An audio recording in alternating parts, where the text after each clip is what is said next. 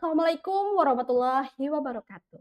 Halo sahabat Bawaslu dimanapun berada, berjumpa lagi dengan saya, Arofin Tias Aulianisa, host Anda hari ini dalam acara Obsesi ke-51. Baiklah sahabat Bawaslu, setiap institusi yang kuat itu tentu dibangun oleh orang-orang hebat yang mendedikasikan waktu dan energinya dengan penuh totalitas. Nah, berbicara tentang dedikasi, terkadang inspirasi terbesar itu justru hadir dari lingkungan atau lingkaran terdekat kita, dari ruang-ruang kerja yang setiap hari kita lewati. Nah, selaras dengan hal tersebut, episode obsesi kali ini akan mengajak kita semua untuk mendengarkan sebuah kisah atau perjalanan karir yang sangat inspiratif. Kisah tentang bagaimana kerja keras, ketekunan, dan komitmen mampu mengubah sebuah langkah awal yang sederhana menjadi sebuah pencapaian yang luar biasa di lingkungan Bawaslu Kabupaten Cilacap. Kita akan mengulik kisah nyata nih dari seorang rekan kerja kita yang memulai dedikasinya di Bawaslu dari mulai bawah sebagai seorang outsourcing atau honorer di Bawaslu Kabupaten Cilacap hingga kemudian berhasil membuktikan kapasitasnya dan resmi dilantik menjadi seorang ASN yaitu sebagai pengadministrasian perkantoran P3K Bawaslu Kabupaten Cilacap. Telah hadir bersama kita sosok inspiratif tersebut, rekan kerja kita semua, yaitu Agung Setiadi atau biasa kita sapa dengan Mas Bronto. Selamat datang Mas Bronto, bagaimana kabarnya hari ini? Alhamdulillah kabar saya baik Mbak Ovi. Alhamdulillah. Boleh disapa dulu nih, Mas Bronto, sahabat Bawaslu dimanapun berada. Monggo. Oke. Assalamualaikum warahmatullahi wabarakatuh. Sahabat Bawaslu dimanapun Anda berada, selamat pagi, salam sejahtera untuk kita semuanya. Salam Rahayu. Baiklah, alhamdulillah ya sahabat Bawaslu, saya sebagai host rasanya senang sekali bisa duduk bersama dengan Mas Bronto, kita ngobrol bareng di obsesi kali ini. Nah, baiklah sahabat Bawaslu, mungkin banyak dari kita yang melihat bahwa posisi Mas Bronto yang sekarang sebagai P3K itu mungkin didapat dengan mudah atau dengan instan. Padahal saya rasa pasti ada proses panjang di baliknya. Nah, Mas Bronto, boleh dong kita diceritain nih mungkin apa tahun berapa mungkin Mas Bronto masuk ke Bawaslu dan waktu itu mungkin Mas Bronto bertugas sebagai Hmm. apa nih? Boleh diceritain Mas Bronto? Ya, baik Mbak Ovi. Saya masuk Bawaslu itu pada tahun 2021, tepatnya di bulan Maret, dan saya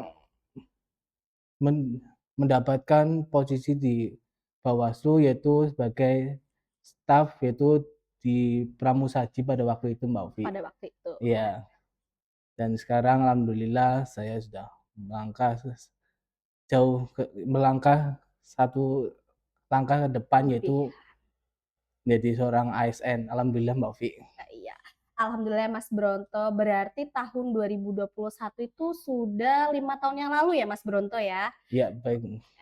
Wah, luar biasa sekali ya Mas Bronto Nah, sudah cukup lama di Bawaslu Kabupaten Cilacap, memulai karirnya dari seorang outsourcing atau honorer pada saat itu.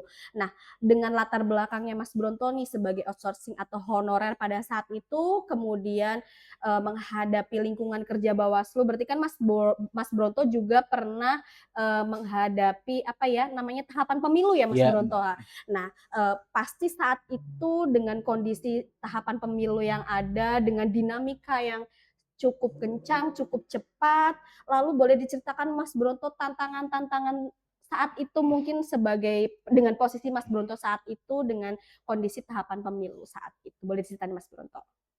tentunya Mbak Ovi di tahun-tahun politik itu, di tahapan-tahapan pemilu, tentu ya ritme kerja mungkin cepat ya. Jadi kita harus mengikuti arahan, terus tugas-tugas dari pimpinan. Ya biasanya sih ya kalau ada lembur, kita ikut lembur, kalau ada tamu kita melayani tamu kadang sampai malam Mbak Ovi, itu aja. padahal jam kerjanya saat itu mungkin, Iya, kalau sesuai jam kerja aslinya kan mungkin dari jam 8 sampai dengan jam 4 4, ya Mas Bronto, iya tapi kalau pada saat non tahapan Mas Bronto, bisa mungkin bekerja sampai lebih dari itu, mungkin sampai jam 8 iya sampai jam 9 atau jam 10? iya, kalau ada tamu mungkin Mhm, ya melayani sampai malam, mhm mhm terus mhm. ya kalau ada staf yang lembur ya ya otomatis saya ikut lembur Ikut lembur untuk juga ya. membantu tugas-tugas mereka kadang. Dan bukan hanya di kantor ya Mas Bronto, Iya. ikut membantu staf yang ada di kantor, bukan hanya di kantor, mungkin ketika ada ada event-event di Oh iya Mbak, luar itu tentu saja heeh, saya selalu dilibatkan oleh dalam pimpinan untuk acara-acara tersebut acara untuk tersebut, membantu. iya. Iya, baiklah. Baiklah, betul sekali. Baiklah, dan Mas Bronto sudah berhasil melewati itu semua ya selama 5 tahun. Masa-masa menjadi honorer atau outsourcing. Boleh diceritain Mas Bronto mungkin ada momen yang berkesan atau menantang yang mungkin kalau misal Mas Bronto ingat-ingat lagi, bikin Mas Bronto senyum-senyum nih atau bahkan merasa bangga. Boleh diceritain Mas Bronto? Kalau masalah kayak gitu, mungkin awal-awal saya kan dulu pramusaji ya Mbak ya. Mhm. Jadi saya ikut acara event-event di hotel atau di mana gitu. Ya saya ditantang oleh pada waktu untuk menjadi seorang MC. Oh, Itu momen yang paling saya apa ya Mbak, teringat? teringat Heeh, itu tinggal deg-degan? iya deg-degan sih. Di momen-momen besar saya sebagai orang waktu itu kan belum jadi seorang penya apa, staf Iya, teknis ya, masih staf tapi teknik. saya diutus untuk menjadi seorang MC pada waktu itu untuk Mhm mengatur sebuah acara. mhm. Deg-degan, terus Ya. harus dipersiapkan dengan baik. Mas Bronto juga mungkin belajar dari rekan-rekan yang lain juga Oh iya berarti ya, Mbak, Mas tentu Bronto? saya belajar Heeh. dari rekan-rekan. Ada yang berkesan nggak nih, mungkin staf di Bawaslu Kabupaten Cilacap yang mungkin, memberi Mas Bronto mungkin beberapa yang kalau misal Mas Bronto tanya-tanya atau apa, ada nggak nih yang berkesan Mas Bronto? Boleh Ada diceritain? Mbak, Mas Galang itu selalu Oh, Mas selalu apa Galang. ya, memotivasi saya untuk selalu bisa, itu Untuk Mas Galang. selalu bisa Iya, menjadi MC untuk terutama pada saat menjadi itu ya. MC terus saya Masya untuk belajar Allah, luar biasa sekali dan Mas Galang mem-backup juga hadir di sini ya. mem-backup itu apa, Iya kerja-kerja iya staf iya iya, itu Mas baiklah Galang. baiklah baik. Luar biasa Mhm, sekali mhm, berarti, Mas Bronto yang honorer outsourcing yang mungkin bekerja teknis kemudian, eee, ikut berkembang ya, mhm. dan mungkin teman-teman juga ikut membantu perkembangan Mas Bronto yang, akhirnya Mas Bronto bisa mempersiapkan menjadi MC atau draft MC seperti itu ya Mas Iya Bronto? Mbak, Luar biasa sekali. Dan itu pasti tidak mudah ya Mas Bronto? tidak mudah karena harus adaptasi dulu Iya, dengan betul. pekerjaan-pekerjaan itu. Dan Mas Bronto bisa untuk melalui itu semua dan itu keren sekali. Dan Mas Bronto juga tidak bertahan di zona nyaman itu ya, kemudian untuk memutuskan berkembang, lalu kemudian Mas Bronto memutuskan untuk mungkin saat itu ada isu pendaftaran P3K ya Mas Bronto, lalu Iya. kemudian Mas Bronto, "Aduh, mungkin saya ini harusnya tidak berada di zona ini terus, saya mau nih daftar ini." Boleh diceritain Mas Bronto mungkin titik balik atau motivasi terbesar pada saat itu Mas Bronto? Motivasi terbesar adalah untuk hidup itu harus selalu berjalan ya Mbak, Iya. maju dan harus berkembang Mbak. Jadi Mhm. kita nggak ketinggalan dan kita harus mau belajar terutama pada staf-staf, pada siapapun lah kita harus Mhm. belajar Mbak, Ya gitu. ya, baik baik. Berarti kemudian Mas Bronto, seleksi P3K dibuka, kemudian Mas Bronto ikut daftar, lalu waktu pertama mendengar itu, apa sih yang terlintas di pikiran Mas Bronto? Lalu sempet nggak sih merasa ragu atau minder? Atau justru mungkin langsung yakin buat daftar, seleksi itu? Sebenarnya ini ada cerita Mbak di sini, yaitu pada pendaftaran P3K awal itu kan saya tidak apa ya, ikut serta karena Mmm, masa kerja saya belum genap 2 tahun dan saya ya untuk tidak tes pada waktu itu di tahap pertama ya. mhm. Terus selang beberapa bulan ada lagi formasi lagi di tahap kedua, yaitu alhamdulillah saya ikut di formasi di tahap 2 itu, Mbak. Mhm.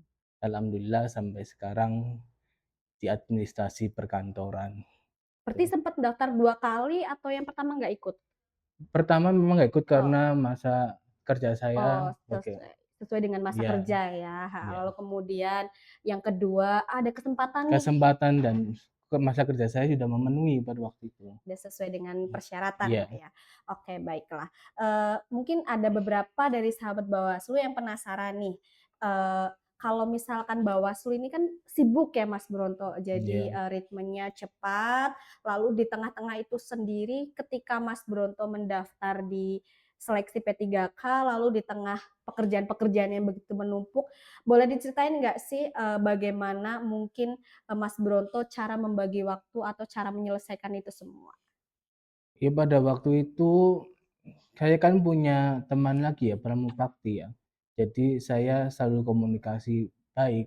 Mhm, Saya nih mau ada apa, pemberkasan, jadi saya tolong dong kerjaan saya di-backup dulu. mhm. Terus yang lainnya pekerjaan saya juga diutus sama pada waktu Pak Polsek Pak Chandra juga untuk mem-backup keuangan, Mbak. Jadi Oh, tugas saya pada waktu itu bertumpuk-tumpuk. mhm, Alhamdulillah ya, Mbak, bisa bisa terlewati. terlewati dengan baik, Mbak.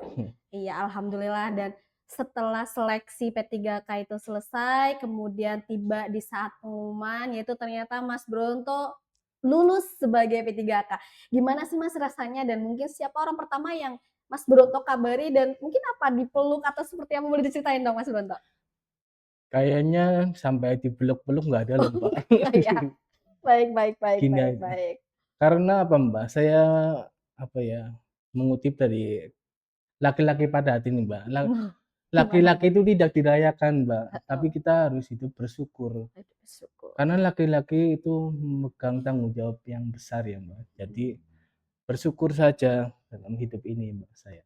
Alhamdulillah Alhamdulillah ya ya. Mas Bronto, saya pun ikut senang Mhm, Mas Bronto sudah bisa melalui itu dan kemudian sekarang menjadi rekan kerja saya iya, juga nih. alhamdulillah, Mbak. Mhm, Alhamdulillah dan statusnya sudah berubah, artinya tanggung jawab Mas Bronto juga sudah bertambah, yaitu menjadi seorang pengadministrasian perkantoran P3K Bawaslu Kabupaten Cilacap.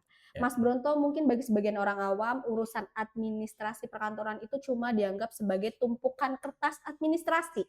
Boleh tolong diedukasi sedikit dong ke sahabat Bawaslu, sebenarnya seberapa penting peran seorang pengadministrasian perkantoran dalam menjaga dokumen-dokumen penting dalam pengawasan pemilu?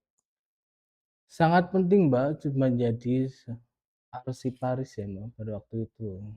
Mau ya sampai waktu kapanpun arsiparis itu penting. Karena kenapa, Mbak?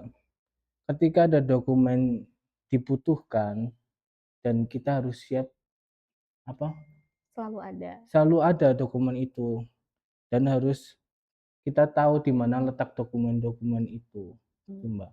dan sudah ditata juga Dan ya sudah oleh ditata juga, pengadministrasian ya perkantoran dokumennya di harus mana dan terstruktur, mhm. harus dikualifikasi mana Ada kualifikasinya ya sendiri kayak gitu ya, dan itu ya juga mungkin bersama dengan staf-staf yang lain juga ya Mas iya, Bronto.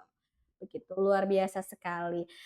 Karena hubungan yang berkaitan dengan administrasi perkantoran itu adalah sejarah dan bukti dari penegakan demokrasi kita, baik dokumen keuangan, surat masuk, surat keluar yang ada di Bawaslu Kabupaten Cilacap. Nah, kalau dari sisi pribadinya Mas Bronto sendiri, apa sih perbedaan atau transformasi terbesar yang Mas Bronto rasakan nih dari segi tanggung jawab antara dulu waktu menjadi outsourcing atau honorer, lalu kemudian sekarang memegang jabatan pengadministrasian perkantoran. Ada perbedaan nggak nih Mas? Boleh diceritain? ada, Mbak, kita lebih diberi tanggung jawab untuk memegang arsip, dokumen-dokumen penting, pengawasan, dokumen-dokumen penting keuangan, terus dokumen-dokumen produk hukum itu, Mbak.